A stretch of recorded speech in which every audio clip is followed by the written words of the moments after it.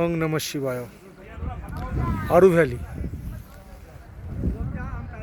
পেহেলগাঁও থেকে ঠিক 12 কিলোমিটার দূরে এই আরু ভ্যালি পীর পাঞ্জাল পর্বতশ্রেণী দ্বারা বেষ্টিত। আর আরু ভ্যালির যে 4টে পয়েন্ট আছে তার মধ্যে এই পয়েন্টটা সবচেয়ে সুন্দর। একটা নির্দিষ্ট জায়গা থেকেই পীর পাঞ্জাল পর্বতশ্রেণী ও পাইন বনের সারি দেখানো সম্ভব। সুউচ্চ পাহাড় এবং মাথাগুলো একদম বরফাচ্ছাদিত। এখন প্রায় দুপুর 1:30। একটা জায়গায় দাঁড়িয়ে পুরো রেঞ্জটা দেখানো সম্ভব। রবিবার হওয়াতে অনেক টুরিস্ট মানুষজন এখানে এসছে।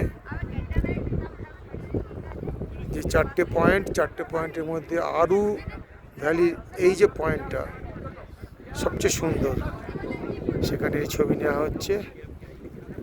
একদম উষ্ণতাজনিত কারণে এখন এখানে সবুজ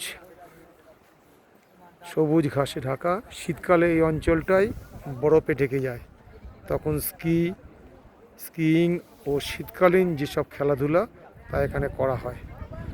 এই আরু ভ্যালির থেকেই বিভিন্ন ট্রেকিং শুরু হয়, যার জন্য এই জায়গাটা বিখ্যাত। ট্রেকিংয়ের বিভিন্ন রুট সম্বন্ধে, কোনোটা 5 রাত্রি 6 রাত্রি এইভাবে চলে। আরু ভ্যালির খ্যাতি এই জন্যই। শীতকালে এর রূপ একরকম, এখন গ্রীষ্মকালে এর রূপ অন্যরকম। নদিয়ার চারমুড়ে আমি জয়ন্ত। এবার আমাদের এটা ফ্যামিলি ট্যুর। আমরা পরিবারের সকলকে নিয়ে এখানে এসেছি। সত্যি জায়গাটা খুব সুন্দর। বুকে কাশ্মীরে যে একবার না আসবে সে সত্যি এর মর্ম উদ্ধার করতে পারবে না। অন্তরের দৃষ্টি দিয়ে দেখলে ক্যামেরার থেকে অনেক উন্নত। ক্যামেরার লেন্স থেকে অন্তরের দৃষ্টি দিয়ে দেখা অনেক উন্নত। এই আরু ভ্যালিতে 4টে পয়েন্টের মধ্যে এটা হচ্ছে চতুর্থ, কিন্তু সবচেয়ে সুন্দর আরু ভ্যালি। ঠান্ডা বাতাস বইছে, চকচকে আকাশ ও পেঁজা তুলোর মতো ভাসা ভাসা মেঘ। এর আগে 3বার অমরনাথ যাত্রায় এসেছি শিব ঠাকুরের আশীর্বাদ নিয়ে, কিন্তু এই আরু ভ্যালিতে আসা সম্ভব হয়নি।